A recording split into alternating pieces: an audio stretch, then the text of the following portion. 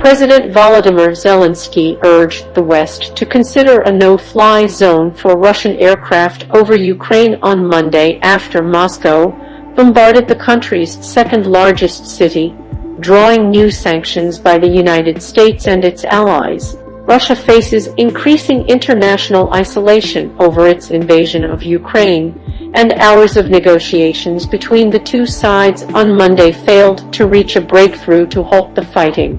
Ukrainian officials said Russian attacks in Kharkiv, a city of 1.4 million people, had killed civilians, including children. In a video address, Zelensky said it was time to block Russian missiles, planes and helicopters from Ukraine's airspace.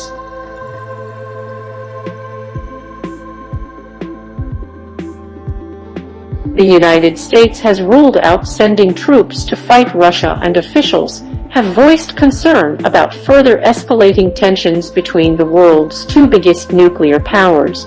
Western nations, united in condemnation of Russia's assault, have hit Russia with sanctions, with targets including President Vladimir Putin and his confidants.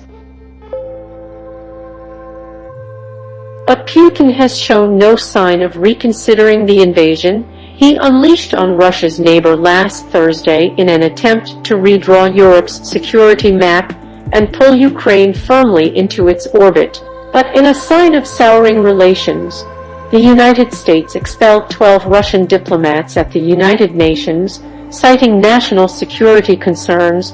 Russia described the move as hostile. The Russian invasion, the biggest assault on a European state since World War II, has failed to achieve the decisive early gains that Putin would have hoped for.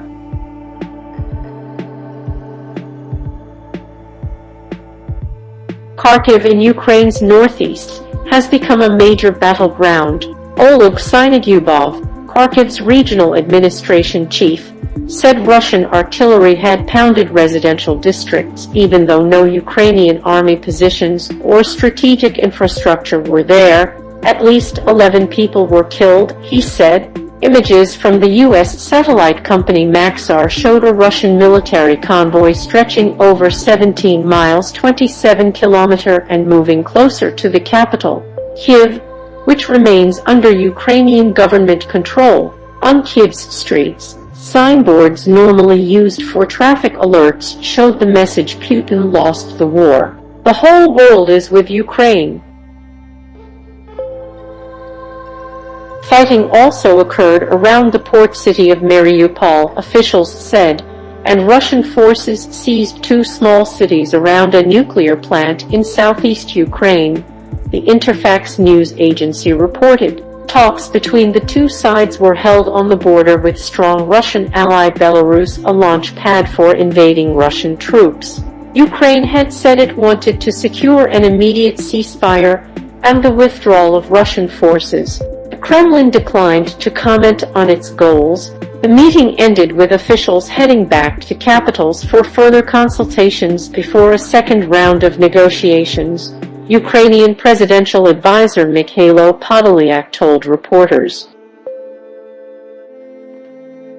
The Western-led response has been emphatic, with sanctions that effectively cut off Moscow's financial institutions from Western markets. The United States imposed new sanctions on Russia's central bank and other sources of wealth on Monday, and many Western companies began to disentangle themselves from their Russian operations. Over the weekend, some Russian banks were barred from the SWIFT international payments system. The European Union placed new sanctions on Russian oligarchs and officials, and some of its members urged the bloc to begin talks on Ukrainian accession. Zelensky signed a letter formally requesting EU membership, an emphatic statement of commitment to Western values.